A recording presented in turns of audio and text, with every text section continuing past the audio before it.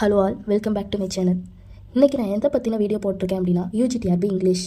ஆமாங்க, யூஜிடிஆர்பி இங்கிலீஷ்க்கு நான் எப்படி ப்ரிப்பேர் பண்ணேன். அதாவது நான் 2022 டெட் கிளியர் பண்ணிட்டேன். 23 ஃபஸ்ட் அட்டெம்ப்ட் கொடுத்தேன் யூஜிடிஆர்பி இங்கிலீஷ்க்கு. அப்போ சில ரீசன்ஸ்னால, என்னோட மிஸ்டேக்ஸ்னால, என்னோட ப்ரிப்பரேஷன் சரியே இல்லாததுனால ஒரு ஃபியூ மார்க்ஸில் என்னோட ஜாப் மிஸ் ஆகிடுச்சு. ஸோ மறுபடியும் நான் என்னோட அந்த யூஜிடிஆர்பி ப்ரிப்பரேஷன் ஸ்டார்ட் பண்ணியிருக்கேன். ஸோ இந்த வீடியோவில் நான் எப்படி ப்ரிப்பேர் பண்ணேன், என்னென்ன மிஸ்டேக்ஸ் பண்ணேன், அந்த மிஸ்டேக்ஸ் எல்லாம் இந்த டைம் நான் எப்படி ரெக்டிஃபை பண்ண போகிறேன், அதே மாதிரி உங்களுக்கும் யூஸ்ஃபுல்லாக இருக்கும். ஃபஸ்ட் டைம் எக்ஸாம் எழுதுறீங்க அப்படின்னா நீங்களாம் இந்த தப்பை இப்போவே சரி பண்ணிக்கோங்க. அதை பற்றின வீடியோ தான் இப்போ போட போகிறேன். Subscribe my channel. வாங்க வீடியோக்குள்ளே போகலாம். ஆமாம், ஃபஸ்ட் டைம் எக்ஸ்பீரியன்ஸ்னாவே எல்லாத்துக்குமே கொஞ்சம் பயம், பதட்டம். ஏன்னா இது ஒரு அப்பாயின்மெண்ட் எக்ஸாம். இப்போ தான் ஃபர்ஸ்ட் டைம் வைக்க போகிறாங்க. நான் சொல்கிறது மை டைம், அதாவது 2023 சொல்கிறேன். அது ரொம்ப பயமாக, பதட்டமாக இருந்தது. அதாவது ஃபஸ்ட்டே அப்ளை பண்ணிட்டோம். பட் சடனாக ஒரு எக்ஸாம் டேட்டை அறிவிச்சாங்க. எப்போ அப்படின்னா அக்டோபர் லாஸ்ட்டில் எக்ஸாம் அறிவிச்சு January 4th எக்ஸாம் அப்படின்னு சொன்னாங்க. கிட்டத்தட்ட ஒரு மாதம் தான் இருந்தது. அப்போ என்ன ஆயிடுச்சு அப்படின்னா, நம்ம எதை படிக்கிறது, என்ன இந்த எக்ஸாம் வைப்பாங்களா வைக்க மாட்டாங்களான்னு ரொம்ப பதட்டம், பயம் இருந்தது. அது 10 யூனிட்ஸுங்க. இந்த மாதிரி ஒரு டாப்பிக்கை நம்ம எங்கே போய் கேட்டாலும், எந்த கோச்சிங் சென்டரில் கேட்டாலும், நான் ஒரு 3-4 கோச்சிங் சென்டர்ஸை கேட்டேன். அவங்களாம் இல்லைம்மா லைவ் கிளாஸில் எடுக்க முடியாது, ஆன்லைன் கிளாஸ் மட்டும்தான் இருக்கும், ரெக்கார்ட் கிளாஸ் மட்டும்தான் இருக்கும், அதுவும் இப்போ இவ்வளோ சீக்கிரமாக எங்களால் கம்ப்ளீட் பண்ண முடியாது, அந்த மாதிரி நிறையா ப்ராப்ளம்ஸ் சொன்னாங்க. அப்போ என்ன பண்ணோம் அப்படின்னா, 1 மந்த்துக்குள்ளே எப்படிங்க 10 யூனிட்டி நம்மளால் கம்ப்ளீட் பண்ண முடியும். அதனால் அந்த ஒரு பயம், பதட்டத்திலேயே ஒரு 1 வீக் 2 வீக் போயிடுச்சு. சரி, இதுக்கு மேலே நம்ம உட்காந்து இருந்தால் ஒன்றும் பண்ண முடியாது அப்படின்னா கொஞ்சம் கொஞ்சமாக சிலபஸை டவுன்லோட் பண்ணி பிரிண்ட் எடுத்துட்டு அப்புறம் படிக்க ஸ்டார்ட் பண்ணிவிட்டு நமக்கு ஓகே நம்ம படிக்கிறோம்.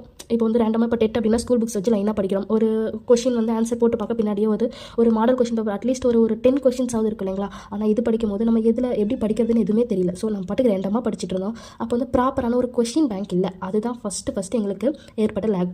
அதுதான் அங்கே கொஷின் பேங்க் இல்லை. அதே மாதிரி ஸ்டடி ஷெட்யூல் இல்லை. ஏன்னா இதுக்கடுத்து இதை படிக்கலாம். ஏன்னா நான் ஒரு டாபிக் எடுத்தால் அந்த ஒரு டாப்பிக்கை முடிக்கவே எனக்கு 4 நாள் 5 நாள் ஆகிடும். ஏன்னா இருக்கிறதே 50 டேஸ் கிட்ட தான் இருக்கும். அப்போ ஒரு டாப்பிக்கே 4-5 டேஸ் எடுத்துட்டா அதை மறுபடியும் ரிவிஷன் பண்ண முடியாது இல்லைங்களா.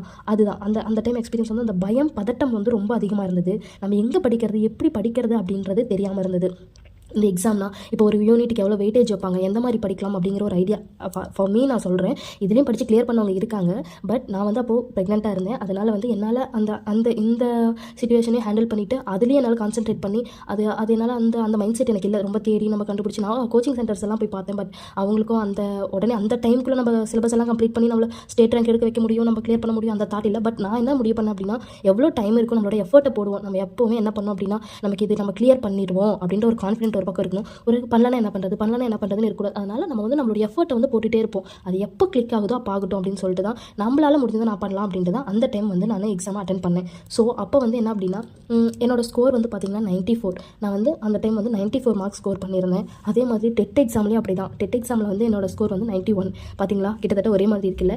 அதான் அடுத்து இதுக்கு நான் எப்படி ப்ரிப்பேர் பண்ணேன் அப்படின்னா, பொயட்ரி ஃபஸ்ட்டு எடுத்தோடனே எல்லாருக்குமே தோணும் இல்லைங்களா, நமக்கு பொயட்ரி நம்ம முதல்ல முடிச்சிடலாம் அப்படின்னு தோணும். அதே மாதிரி தான் ஒரு 32 பொயட்ரி இருக்கும். நான் ஃபஸ்ட்டு அந்த பொயட்ரி எல்லாம் எடுத்து முடிக்கலாம்னு ஸ்டார்ட் பண்ணேன். சில பொயட்ரி ரொம்ப ரொம்ப பெருசாக இருக்கும், முடிக்கவே முடியாது.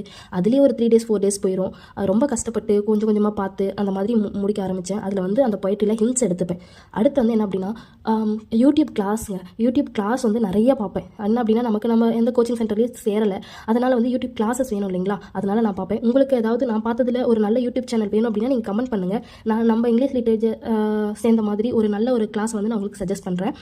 அடுத்து நான் என்ன பண்ணேன் அப்படின்னா, ஆத்தர் இன்ட்ரோவுக்கு அதிகமான இம்பார்ட்டன்ஸ் கொடுத்தேன். ஏன்னா ஆத்தர் இன்ட்ரோவை பற்றினா தான் அதிகமான கொஸ்டின்ஸ் வரும் அப்படின்னு சொல்லி என் ஃப்ரெண்ட்ஸ் சில பேர் சொன்னதுனால நான் ஆத்தர் இன்ட்ரோவுக்கு அதிகமாக இம்பார்ட்டன்ஸ் கொடுத்தேன். அதே மாதிரி எவ்வளோ நேரம் நான் படித்தேன், 94 ஒரு நல்ல மார்க் தாங்க, நான் அது இல்லைன்னு சொல்லலை. பட் அது எப்படின்னா, இன்னும் கொஞ்சம் ஒரு 2 steps இன்னும் கொஞ்சம் ஃபார்வர்டாக திங்க் பண்ணி இன்னும் கொஞ்சம் ஒரு நல்ல ட்ரை கொடுத்துருந்தேன் அப்படின்னா டெஃபினட்டாக எனக்கும் கிடச்சிருக்கும் அப்படின்னு ஒரு மனசுக்குள்ள ஒரு ஆதங்கம் இருந்துகிட்டே இருக்குது. அதே மாதிரி 4 hours படித்தேன். ஒரு நாளைக்கு ஒரு 4 hours படிப்பேன். 1 hour டெஸ்ட் போட்டு பார்ப்பேன். 4 hours படிக்கிறதுமே பத்தாது தான். ஏன்னா நம்ம டெய்லியும் இப்போ 4 months 5 months ஒரு நாளைக்கு நீ 4 hours படிக்கிற அப்படின்னா ஓகே. பட் நான் எப்படின்னா ஒரே ஒரு மாதம் தான் இருக்குது. அந்த ஒரு மாதத்தில் ஒரு 4 நாள் வச்சு அந்த 10 யூனிட்டை கம்ப்ளீட் பண்ணுறது இட்ஸ் நாட் பாசிபிள் இல்லைங்களா. அப்படி தான் நான் படித்தேன். இப்படி தான் நான் படித்து இந்த எக்ஸாம் அட்டன் பண்ணேன். ஆனால் வந்து எனக்கு ரொம்ப ரொம்ப கை கொடுத்தது எது அப்படின்னு பார்த்தோம்னா கண்டிப்பாக யூடியூப் சேனல்ஸ் தாங்க. நம்ம எப்படி நம்ம பெய்ட் பண்ணி நம்ம ஜாயின் பண்ணுற கிளாஸை விட யூடியூப்பில் கொடுக்குற கிளாஸஸ் வந்து ரொம்பவே நல்லாயிருக்கு. நம்ம வந்து அதை குறை சொல்லவே முடியாது. பட் நமக்கு என்ன அப்படின்னா ஒரு ஆர்கனைஸ்டாக போகணும். இப்போ இந்த பேசேஜ் இந்த இந்த இந்த யூனிட் இருக்குது, இந்த டாபிக் இருக்குது, இதுக்கடுத்து இதை படிக்கணும், இந்த மாதிரி நமக்கு ஒரு ஆர்கனைஸ்டாக ஒரு சிஸ்டம் வேணும் அப்படின்னா தான் நம்ம வந்து கோச்சிங் சென்டருக்குள்ளே போகணும். இல்லை நான் எங்கே இருந்தாலும் படிச்சுப்பேன், எனக்கு யூடியூப் கிளாஸஸே போதும், வாட் இஸ் வாட் அப்படிங்கிறது எனக்கு தெரிஞ்சால் போதும் அப்படின்னு நினைக்கிறவங்களுக்கு கண்டிப்பாக யூடியூப் கிளாஸஸே போதும். நான் மறுபடியும் சொல்கிறேன், உங்களுக்கு வந்து இந்த மாதிரி யூடியூப் கிளாஸஸ் யூஜிடிஆர்பி இங்கிலீஷ்க்கு உங்களுக்கு வேணும்னாலும் சரி, பிஜிடிஆர்பி இங்கிலீஷ்க்கு வேணும்னாலும் சரி, நான் ஃபாலோ பண்ண நல்ல யூடியூப் சேனல்ஸ் வந்து நான் உங்களுக்கு சஜஸ்ட் பண்ணுறேன். நீங்கள் வந்து கீழே கமெண்ட் பண்ணுங்கள். அதே மாதிரி என்ன மிஸ்டேக் பண்ணேன், சரி இவ்வளோ நல்லா படித்தேன்னு சொல்கிறீங்க, அப்புறம் என்னங்க மிஸ்டேக் பண்ணீங்கன்னா, நானும் ஒரு 4-5 மிஸ்டேக்ஸ் பண்ணேன். என்ன அப்படின்னு கேட்டிங்கன்னா, நம்பர் 1, எனக்கு பர்டிகுலர் கிளாஸ் எதுவுமே இல்லைங்க. இப்போ வந்து ஒரு கிளாஸ் இப்போ பார்த்தோம் அப்படின்னா அவங்களோடதே அடிக்கடி அடுத்தடுத்த கிளாஸ் நம்ம பார்த்தோம்னா அவங்களுடைய டீச்சிங் லெவல் நமக்கு தெரியும். அதே மாதிரி அவங்க என்ன சொல்ல வராங்க, அடுத்ததில் வந்து இப்போ ஒரு டாப்பிக்கை பற்றின ஒரு 3 வீடியோஸ் போடுறாங்கன்னு வைங்களேன், 4th வீடியோவாக அதோடைய சம்மரி போடுவாங்க. நான் என்ன பண்ணுவேன்னா, அந்த சம்மரி பார்க்க டைம் இருக்காது. அதனால் அந்த first video, second video, third video பார்த்துட்டு நானே வந்து சம்மரைஸ் பண்ணிப்பேன். அதனால் என்ன பண்ணுவோம் அப்படின்னா, அந்த லாஸ்ட்டில் அந்த சம்மரியில் வந்து அவங்க கொடுக்குற இம்பார்ட்டன்ட் விஷயம் வந்து எனக்கு தெரியாமே போயிடும். அடுத்து செல்ஃப் ஸ்டடிங்கும் போது நமக்கு வந்து லாட் ஆஃப் டிமோட்டிவேஷன். ஆமாம், கண்டிப்பாக நாமளே ஒரு ரூமில் ஒரு புக் எடுத்து வச்சு, நோட் எடுத்து வச்சு, நாமளே உட்காந்து எவ்வளோ நேரம் தான் அந்த புக்கையே பார்த்துட்டு இருக்கிறது. இதே ஒரு 2 பேர் சேர்ந்து, எனக்கு ஃப்ரெண்ட்ஸ் யாருமே இல்லை அந்த டைமில் வந்து என்னோட ஃப்ரெண்ட்ஸ் சர்க்கிளில் நான் மட்டும் தான் கிளியர் பண்ணியிருந்தேன். அதே மாதிரி இன்னொரு பொண்ணு கிளியர் பண்ணியிருந்தாங்க. பட் அவங்க வந்து வேறு கிளாஸ் சேர்ந்ததுனால அவங்கள என்னால் கான்டாக்ட் பண்ண முடியல. செல்ஃப் ஸ்டடி நான் மட்டும் படித்ததுனால தான் நான் ஃபீல் பண்ணுறேன், நான் வந்து இது லூஸ் பண்ணிட்டேன் அப்படின்ட்டு. டெஸ்ட் ப்ராக்டிஸ் ரொம்ப ரொம்ப ரொம்ப ரொம்ப முக்கியமான ஒரு விஷயம். டெஸ்ட் அப்படிங்கிறது இந்த எக்ஸாம்னு இல்லைங்க, எந்த எக்ஸாம் எடுத்தாலும் டெஸ்ட் வந்து ரொம்ப ரொம்ப முக்கியம். நான் என்ன டெஸ்ட் பண்ணுவேன், எப்படி டெஸ்ட் போட்டு பார்ப்பேன் அப்படின்னு பார்த்தீங்கன்னா, இன்றைக்கி ஃபர்ஸ்ட் யூனிட்டா, இன்றைக்கி ஃபுல் ஷெடியூல் போட்டுருவாங்க. ஃபர்ஸ்ட் யூனிட் இன்றைக்கி ஒரு டாபிக் வந்து படிச்சுட்டு விரித்தனமாக உட்காந்து டெஸ்ட் எழுதுவேன். ஓகேங்களா? இப்போ ஒரு 20 மார்க்ஸ் அப்படின்னா இது வந்து ஒரு 15 மார்க்ஸ் வந்துடும், டெஃபினட்டாக வந்துடும். 20க்கு 15 மார்க்ஸ் வந்துடும். சூப்பர் நினைப்பேன். அடுத்த நாள் உட்காந்து அந்த வெறித்தனம் 90லேருந்து 80 கம்மியாகும். அப்போ உட்காந்து கொஞ்சம் 15 வந்துட்டுமே நாம டெவலப் ஆகிடும், அதெல்லாம் பிக்கப் ஆயிடும், ஒரு பிரச்சனையும் இல்லை அப்படின்னு சொல்லிட்டு உட்காருக்குள்ள என்ன ஆயிடுச்சு அப்படின்னா அந்த மோட்டிவேஷன் வந்து கம்மியாயிடுச்சு. அப்போ 80 மார்க், அந்த 80% தான் நான் உட்காருவேன் ஸ்டடிக்கே. அடுத்து அந்த டெஸ்ட் எழுதி பார்க்கும்போது மார்க் குறையும், டெஃபினட்டாக குறையும். அடுத்து நமக்கு டெஸ்ட் எழுதுற இன்ட்ரெஸ்ட்டே போயிடும். மறுபடியும் ஒரு 10 days கழிச்சு ஒரு நல்லா படித்து ஒரு டாபிக் எழுதி பார்ப்பேன். பார்த்தா அதில் 20க்கு 16 வந்திருக்கும். இன்னும் எவ்வளோ படித்தாலும் வரல, இவங்களுக்குலாம் கொஸ்டின் எடுக்க தெரியல அப்படின்னு சொல்லிட்டு நான் என்ன பண்ணுவேன் அப்படின்னா, அதை ஸ்கிப் பண்ணிடுவேன். டெஸ்ட் எழுதுனோம்னா நமக்கு டிமோட்டிவேட் ஆகுது, வேணாம் டெஸ்ட் அப்படின்னு சொல்லி சில டாப்பிக்கு டெஸ்ட் எழுதுவேன், சில டாப்பிக்கு டெஸ்ட் எழுத மாட்டேன். இதுதான் நான் பண்ண பெரிய மிஸ்டேக்காக நான் நினைக்கிறேன். அதே மாதிரி ஒரு நாள் கூட நான் இந்த டெஸ்ட்டை எழுதணுமா, இதில் எவ்வளோ மிஸ்டேக்ஸ் ஆகிருக்கு, இதுக்கு என்ன ஆன்சர், இதுக்கு என்ன கொஸ்டின், இது நம்ம எங்கே மிஸ் பண்ணோம் அப்படின்னு சொல்லி ஒரு நாள் கூட I never correct my mistakes. இதுதான் பெரிய மைனஸ் பாயிண்ட். இதாங்க நான் பண்ண மிஸ்டேக்ஸ் அப்படின்னு பார்த்தோம்னா இதுதான். ஓகே, இந்த மிஸ்டேக்ஸில் தான் நான் பண்ணேன். சரி, இப்போ இந்த மிஸ்டேக்ஸ்லாம் ரெக்டிஃபை பண்ணணும்னா என்னென்ன ஃபாலோ பண்ணணும் அப்படின்றத சொல்கிறேன். மறக்காமல் நோட் பண்ணி வச்சுக்கோங்க. நான் பண்ண அதே மிஸ்டேக்ஸை நீங்களும் பண்ணி இந்த சான்ஸை நீங்கள் தவற விட்டுறாதீங்க. கண்டிப்பாக நம்மளாம் ஜெயிச்சாகணுங்க. இந்த மாதிரி போஸ்டிங் போடுறதுலாம் ரொம்ப ரேரு. நமக்கு கிடைச்ச ஆப்பர்ச்சுனிட்டி நம்ம மிஸ் பண்ணிடவே கூடாது. நம்ம அடுத்தடுத்த டைமில் விட்டுட்டே இருந்தோம்னா நமக்கான காம்படிஷன்ஸ் அதிகமாகிட்டே இருக்கும். So please follow this. First number 1 அப்படின்னு பார்த்தோம்னா ப்ராப்பர் ஸ்டடி ஷெடியூல். இப்போ நமக்கு ஒரு யூனிட் இருக்குது அப்படின்னா அந்த யூனிட்டுக்கு வந்து உங்களுக்கு தெரியும் இது ரொம்ப ஹார்டாக இருக்குது, இது ரொம்ப ஈஸியாக இருக்குது, இத்தனை மணி நேரம் என்னால் படிக்க முடியும், இவ்வளோ நேரம் படித்தா நான் இதை கிளியர் பண்ணிடலாம் அப்படின்னு உங்களுக்கு கிளியரான ஒரு ஐடியா இருக்கும் கண்டிப்பாக. ஏன்னா நீங்கள் ஒரு ஹவுஸ் ஒய்ஃபாக இருப்பீங்க, அதே மாதிரி வேலைக்கு போகிறவங்களா இருப்பீங்க. அந்த மாதிரி உங்களுக்கு வந்து அந்த மாதிரி சிச்சுவேஷன் வந்து, ஏன்னா எல்லாருக்கும் ஒரே மாதிரி சிச்சுவேஷன் இருக்கிறது இல்லைங்களா? அதனால் உங்கள் சிச்சுவேஷனுக்கு ஏற்ற மாதிரி நீங்கள் ஒரு ப்ராப்பரான ஸ்டடி ஷெடியூல் போட்டுக்கோங்க. இந்த ஸ்டடி ஷெடியூல்னு சொன்ன உடனே சில பேருக்கு ஒரு கொஸ்டின் வரும், என்னென்னா எவ்வளோ நேரம் படிக்கிறது. இந்த எவ்வளோ நேரம் படிக்கிறது அப்படிங்கிறது it's totally up to you. நீங்கள் வந்து உங்களால் எவ்வளோ நேரம் படிக்க முடியும். பேசிக்காக ஒரு நாளைக்கு 1 மணி நேரம் படித்தா கூட போதும். ஏன் அப்படி நான் சொல்கிறேன், எப்படிங்க 1 மணி நேரம் படித்தா எப்படி கிளியர் பண்ணிடலாம்? நான் சொல்கிறேங்க, ஒரு நாளைக்கு 1 மணி நேரம் படிங்க. அந்த 1 மணி நேரம் வந்து நீங்கள் கன்சிஸ்டண்ட்டாக படிங்க. இந்த படிக்கும் போதே உங்களுக்கு என்ன ஆகும் அப்படின்னு பார்த்தீங்கன்னா, அது வந்து உங்களுக்கே தெரியாமல் அந்த டைம் வந்து பில்ட் ஆகிட்டே போகும். நீங்கள் அடுத்த 1 மணி நேரம் நீங்கள் உட்காரும் போது உங்களை அறியாமையே நீங்கள் 2 மணி நேரமாக மாறுவீங்க. ஸோ இந்த மாதிரி வந்து நீங்கள் ப்ராப்பராக ஒரு ஸ்டடி ஷெடியூல் போடுங்க. அந்த ஸ்டடி ஷெடியூல் வந்து எக்காரணத்தை கொண்டும் நீங்கள் வந்து அதை விட்டுறவே கூடாது. இன்றைக்கி ஒரு டாபிக் படிக்கிறீங்க, அதை டெஸ்ட் எழுதுறீங்க அப்படின்னா, நாளைக்கு அந்த டாபிக் படிக்கணும் முடியல அப்படின்னா மறுபடியும் நீங்கள் வந்து என்ன பண்ணிடணும் அப்படின்னா, அந்த டாப்பிக்கை அந்த வீக்குள்ளே நீங்கள் முடிச்சிடணும். ஒரு 5 டேஸ்க்கான ஷெடியூல் போட்டுருங்க. அந்த 6th டேவோ 7th டேவோ அது ரிவிஷனுக்காகவோ இல்லை அந்த படிக்காமல் விட்ட டாபிக்ஸை மறுபடியும் படிக்கிறதுக்காகவோ அந்த 1 வீக்கை யூஸ் பண்ணிக்கோங்க. ரொம்ப ஸ்பீடாக போகிறேன், நான் 32 poems சிங்கிள் சிட்டிங்கில் முடிக்கிறேன் அப்படின்னு நினச்சிங்கன்னா அது ரொம்ப ரொம்ப உங்களுக்கே கஷ்டமாயிரும். அதே மாதிரி கிளியர் பண்ணவும் ரொம்ப கஷ்டமாயிடும். அதனால் சிம்பிளாக ஸ்டார்ட் பண்ணுங்கள். எப்படி வந்து முயலை விட ஆமாம் மெதுவாக போய் ஜெயிச்சதோ அதே மாதிரி ஒரு நாளைக்கு 1 hour படிங்க.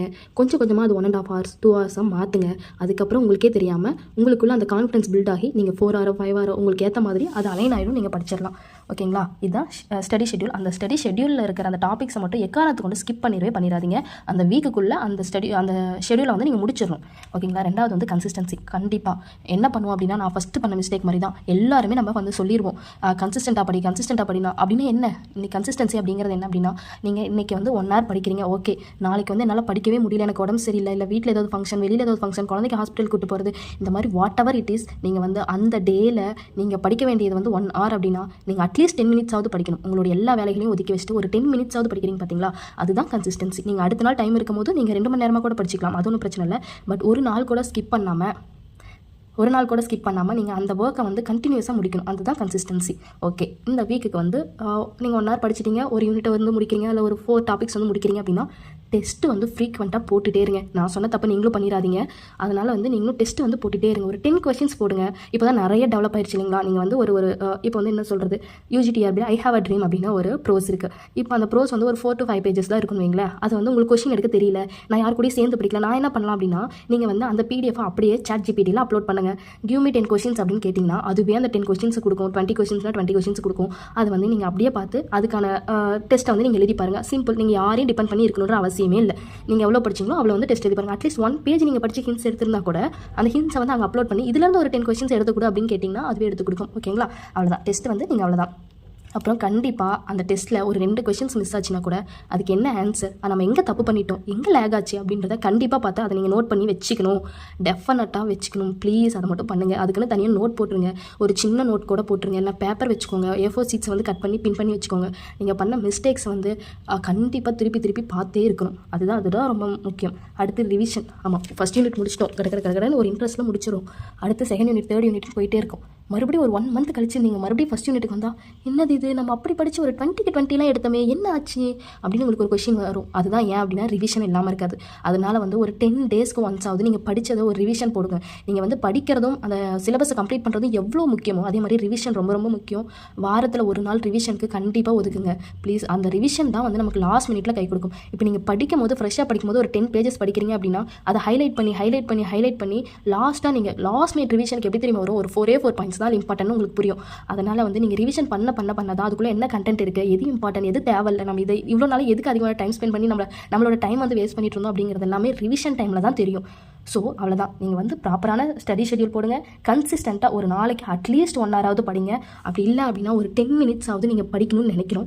அதே மாதிரி டெஸ்ட்டு வந்து ஃப்ரீக்வெண்ட்டாக போட்டு பாருங்கள். அந்த டெஸ்ட்டில் வர மிஸ்டேக்ஸை வந்து கரெக்ட் பண்ணுங்கள், ரிவிஷன் பண்ணுங்கள். இதுதான் இந்த 5 mistakes தான் நான் ஒழுங்காக வந்து இந்த மிஸ்டேக்ஸ் வந்து நான் பண்ணதுனால தான் வந்து நான் ஃபஸ்ட் அட்டெம்ப்டில் கிளியர் பண்ணாமல் மிஸ் பண்ணிட்டேன். பட் இந்த டைம் இதெல்லாம் ஃபாலோ பண்ணி நீங்களும் கிளியர் பண்ணுறதுக்கு என்னோட பெஸ்ட் விஷஸ். அதே மாதிரி இந்த ஸ்டடி ஷெட்யூல் போடுறதுக்கு உங்களுக்கு யாருக்காவது வேணும், அந்த ஸ்டடி பிளான் பண்ணலாம், நம்ம எல்லோரும் சேர்ந்து படிக்கலாம் அப்படின்னா நீங்கள் கீழே கமெண்ட் பண்ணுங்கள்.